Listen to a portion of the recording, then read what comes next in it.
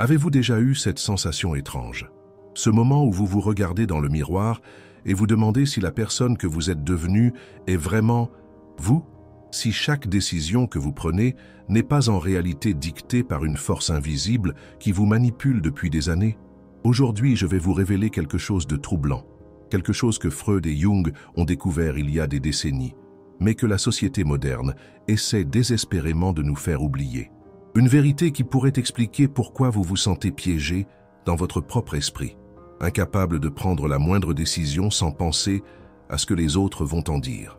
Et si je vous disais que chaque fois que vous hésitez, chaque fois que vous vous retenez d'être qui vous êtes vraiment, vous êtes en train de céder à un mécanisme psychologique si profondément ancré dans votre inconscient que vous ne pouvez même pas le percevoir. Ce n'est pas un hasard si vous vous sentez parfois comme un imposteur dans votre propre vie. Mais attention, ce que vous allez découvrir dans les prochaines minutes pourrait bouleverser complètement votre vision du monde. Car une fois que vous comprendrez ce qui se cache réellement derrière cette peur constante du jugement des autres, vous ne pourrez plus jamais voir vos relations, vos choix, votre vie de la même façon. Ce que Freud et Jung ont découvert sur notre besoin obsessionnel de validation externe va bien au-delà d'une simple analyse psychologique. C'est une révélation qui pourrait soit vous libérer définitivement, soit vous maintenir prisonnier pour toujours si vous choisissez de l'ignorer. La question est, êtes-vous prêt à découvrir la vérité, même si celle-ci remet en question tout ce que vous pensiez savoir sur vous-même? Cette quête désespérée de l'approbation des autres n'est pas simplement une faiblesse personnelle. C'est un phénomène profondément enraciné dans notre psyché collective, qui a fasciné les plus grands penseurs de l'histoire de la psychologie. Deux géants en particulier, Sigmund Freud et Carl Gustav Jung, ont consacré leur vie à comprendre ce qui se cache derrière ce besoin constant de validation externe. Imaginez un instant Marie, une brillante architecte de 35 ans. Malgré son talent indéniable, elle passe des heures à reformuler chaque email, terrorisée à l'idée qu'une phrase maladroite puisse ternir son image. Elle refuse des projets passionnants par peur de l'échec public. Sa vie entière est devenue une performance perpétuelle, un théâtre où elle joue le rôle qu'elle pense que les autres attendent d'elle. Ce que Marie vit, des millions de personnes le vivent chaque jour. Mais ce qui est fascinant, c'est que Freud et Jung ont développé des théories radicalement différentes pour expliquer ce phénomène. Pour Freud, cette prison invisible est construite par notre surmoi, cette instance psychique qui intériorise les exigences et les interdits parentaux et sociaux. C'est comme un juge intérieur impitoyable, qui nous maintient dans un état constant de surveillance et d'autocensure. Jung, lui, voyait les choses différemment.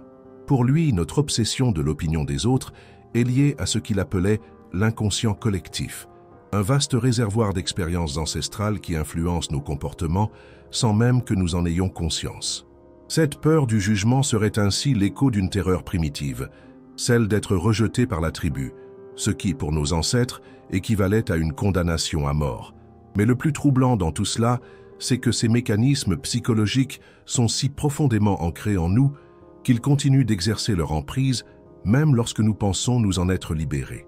Et si je vous disais que chaque décision que vous prenez, chaque mot que vous prononcez, est peut-être dicté par ces forces invisibles qui agissent dans l'ombre de votre conscience? Ce que nous allons découvrir ensemble va bien au-delà d'une simple analyse psychologique. C'est une plongée vertigineuse dans les profondeurs de l'esprit humain, une exploration des mécanismes cachés qui gouvernent nos vies. Et ce que vous allez apprendre pourrait changer à jamais votre façon de voir le monde et vous-même. Plongeons maintenant au cœur de ce que Jung appelait l'inconscient collectif et comment il façonne notre relation avec le regard des autres. Ce concept peut sembler abstrait, mais ses effets sur notre vie quotidienne sont d'une puissance redoutable. Imaginez votre esprit comme un immense océan. La surface, c'est votre conscience, ces pensées dont vous êtes aware. Mais en dessous, dans les profondeurs insondables, se cache un réseau complexe de croyances, de peurs et de symboles hérités de milliers d'années d'évolution humaine. C'est là que réside l'inconscient collectif, selon Jung. Prenons un exemple concret. Pourquoi ressentez-vous cette boule au ventre avant de prendre la parole en public? Ce n'est pas simplement une anxiété personnelle, c'est l'écho d'une peur ancestrale, celle d'être exclu du groupe. Pour nos ancêtres, l'exclusion signifiait la mort certaine. Votre corps et votre esprit réagissent encore comme si vous faisiez face à un danger mortel. Mais ce qui est vraiment fascinant, c'est que cet inconscient collectif ne se contente pas de nous faire peur. Il crée des schémas comportementaux, des archétypes, comme les appelait Jung, qui influencent chacune de nos interactions sociales. Quand vous vous inquiétez de votre image sur les réseaux sociaux, vous ne faites que rejouer un drame ancestral, la quête désespérée de l'acceptation tribale.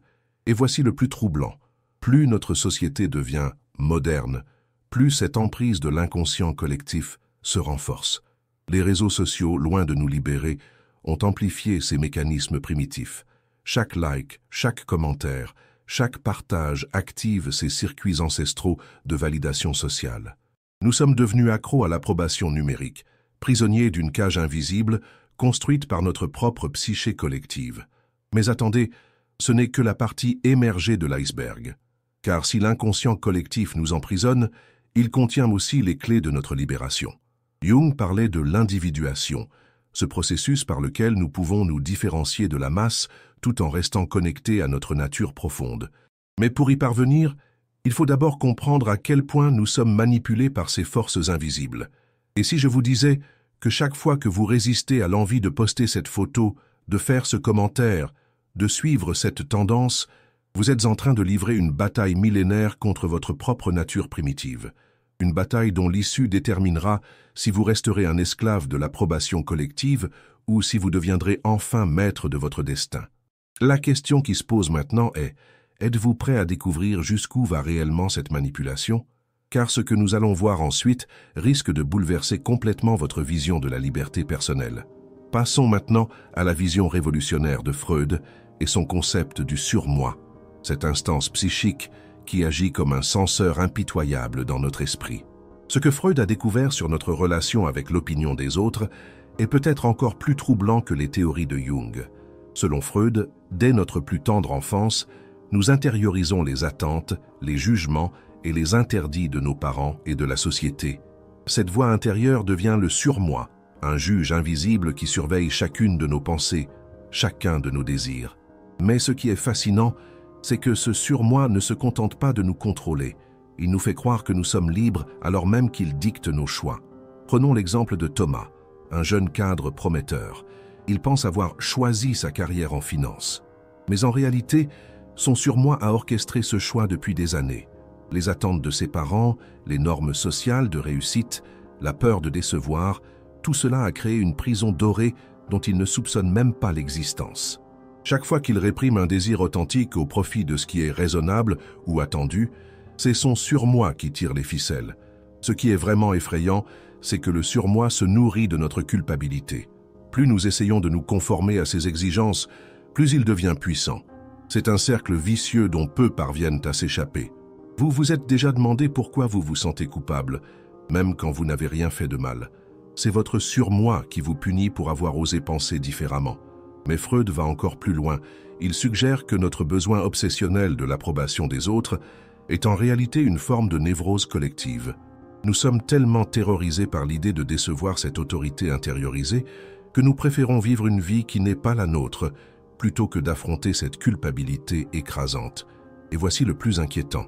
À l'ère des réseaux sociaux, le surmoi a trouvé un nouveau terrain de jeu. Chaque notification, chaque mise à jour de statut devient une occasion de renforcer son emprise. Nous sommes devenus les architectes de notre propre prison, construisant des barreaux toujours plus solides, avec chaque quête d'approbation virtuelle. La véritable question n'est donc pas de savoir si vous êtes influencé par votre surmoi, c'est certain, mais plutôt de comprendre jusqu'à quel point il contrôle votre vie. Et surtout, êtes-vous prêt à découvrir ce qui se cache derrière ce masque de conformité sociale que vous portez peut-être depuis toujours? Car ce que nous allons aborder ensuite pourrait bien être la clé de votre libération ou la confirmation de votre emprisonnement. Examinons maintenant comment cette peur du jugement des autres s'enracine dans notre système nerveux primitif, créant un mécanisme de survie qui, paradoxalement, peut devenir notre plus grande prison. Ce que les neurosciences modernes ont découvert vient confirmer de manière stupéfiante les intuitions de Freud et Jung. Notre cerveau est programmé pour traiter le rejet social comme une menace vitale.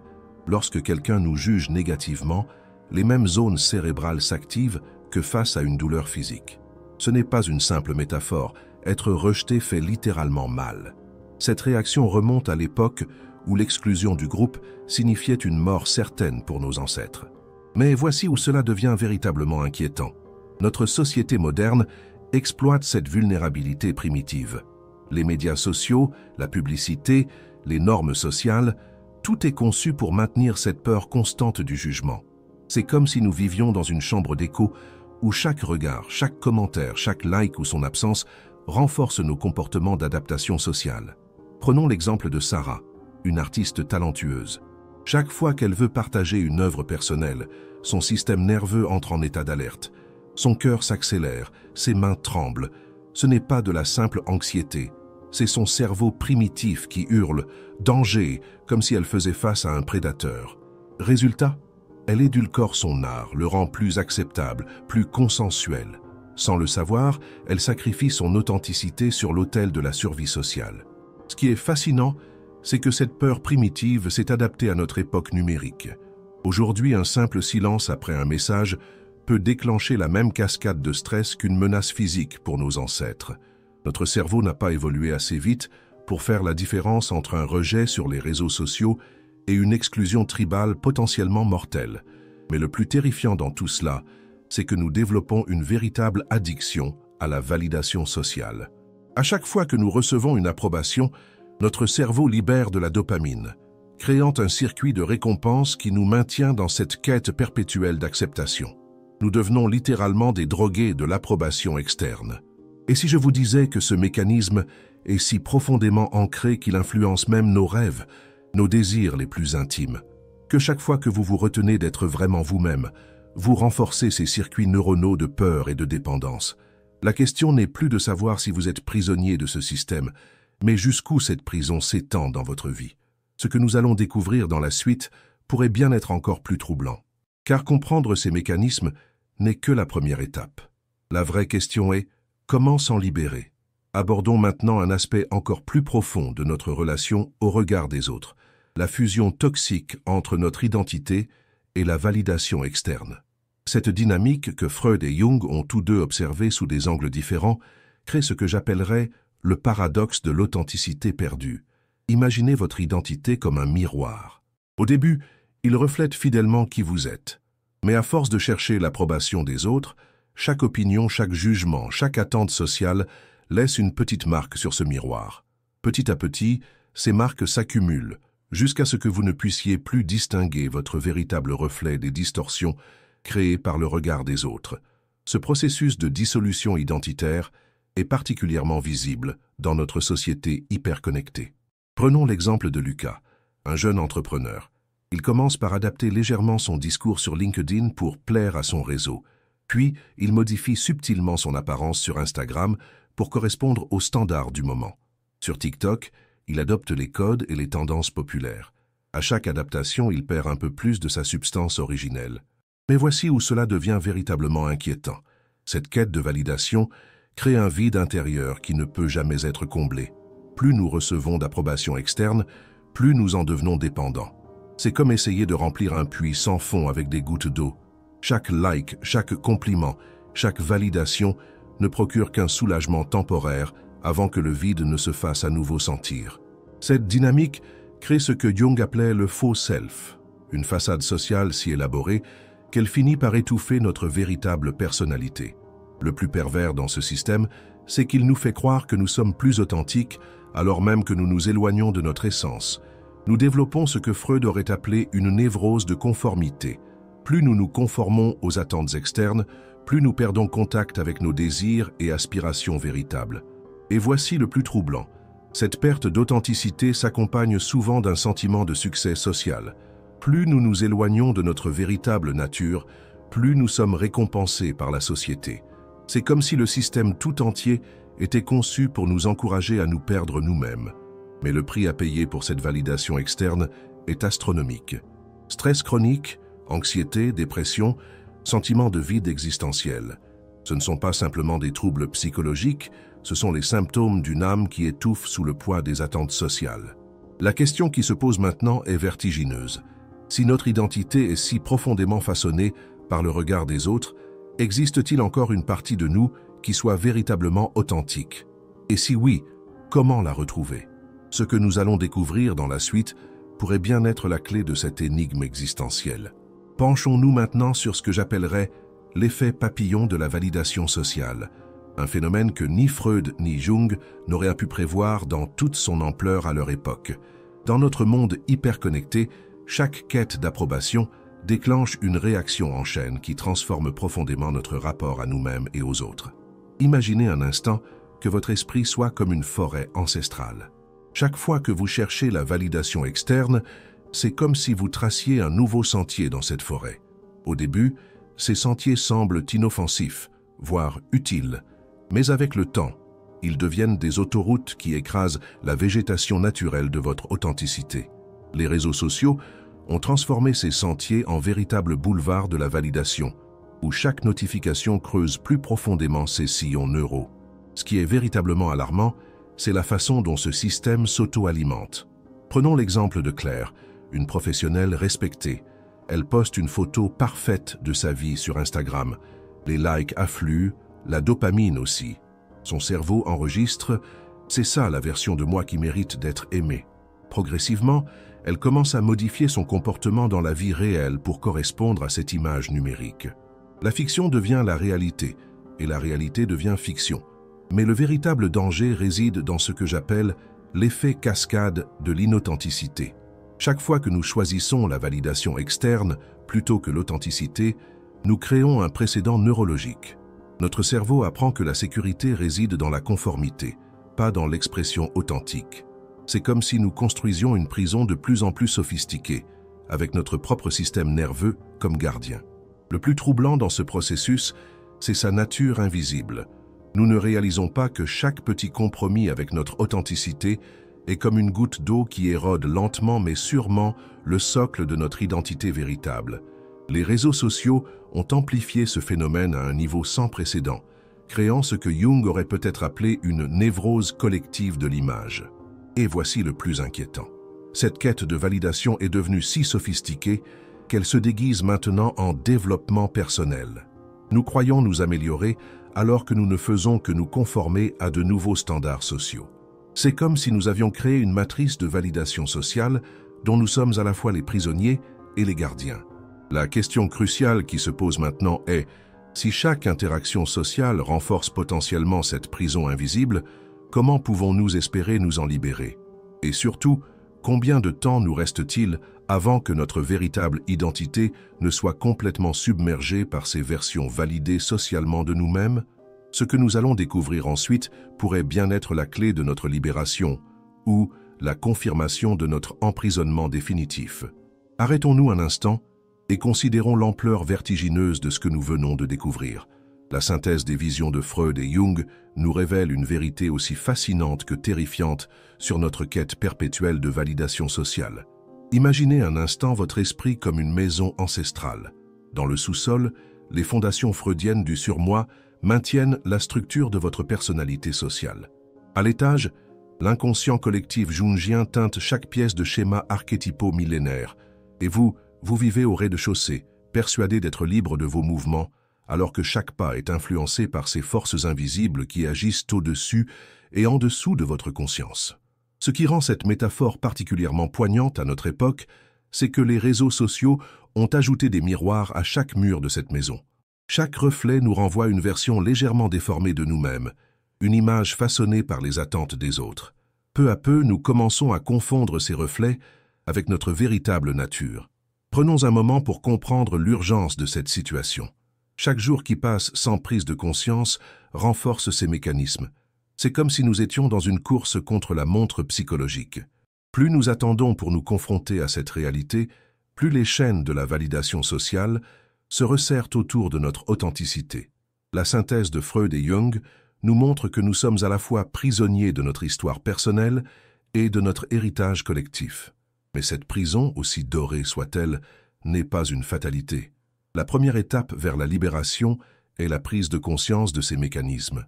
Car, comme le disait Jung, tant que l'inconscient n'est pas conscient, il dirige votre vie et vous l'appelez destin. Ce moment de vérité nous place face à un choix crucial. Continuerons-nous à vivre comme des marionnettes de l'approbation sociale ou oserons-nous entreprendre le voyage vers notre authenticité? La réponse à cette question pourrait bien déterminer non seulement notre propre liberté psychologique, mais aussi l'avenir de notre société tout entière. Car si nous ne prenons pas conscience maintenant de ces mécanismes, nous risquons de transmettre ces mêmes schémas aux générations futures, perpétuant ainsi un cycle de dépendance émotionnelle qui s'auto-alimente. Le moment d'agir, c'est maintenant. Au terme de ce voyage fascinant dans les profondeurs de notre psyché, une question fondamentale se pose. Qui de Freud ou de Jung avait raison sur l'origine de notre obsession pour l'opinion des autres? La vérité, comme souvent en psychologie, réside peut-être dans la synthèse de leur vision. Freud nous a montré comment le surmoi, cette instance psychique héritée de notre éducation, façonne notre rapport à l'approbation sociale.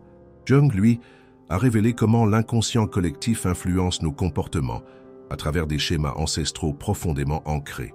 Ensemble, leurs théories dessinent une carte complète de notre prison psychologique. Mais la vraie question maintenant n'est pas de savoir qui avait raison. La question cruciale est « que comptez-vous faire de cette connaissance ?» Car la conscience de ces mécanismes vous place face à un choix décisif. Continuerez-vous à vivre comme un acteur dans le théâtre social, jouant le rôle que les autres attendent de vous, ou oserez-vous entreprendre le voyage vers votre authenticité? Je vous lance un défi. Pendant les prochaines 24 heures, observez attentivement chacune de vos décisions. Combien sont vraiment les vôtres? Combien sont dictées par cette peur invisible du jugement des autres? Notez vos observations et partagez-les dans les commentaires. Votre expérience pourrait être la clé qui aidera quelqu'un d'autre à se libérer. N'oubliez pas, chaque minute passée à vivre pour le regard des autres est une minute volée à votre véritable destinée. Le temps presse. Votre authenticité vous attend.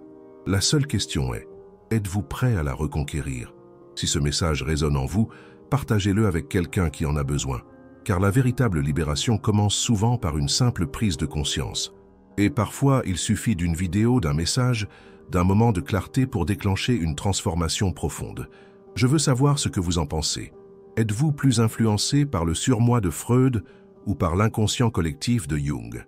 Qu'est-ce qui, selon vous, explique le mieux votre rapport à l'opinion des autres?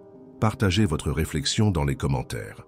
N'oubliez pas de vous abonner et d'activer la cloche des notifications pour ne manquer aucune de nos explorations des mystères de l'esprit humain.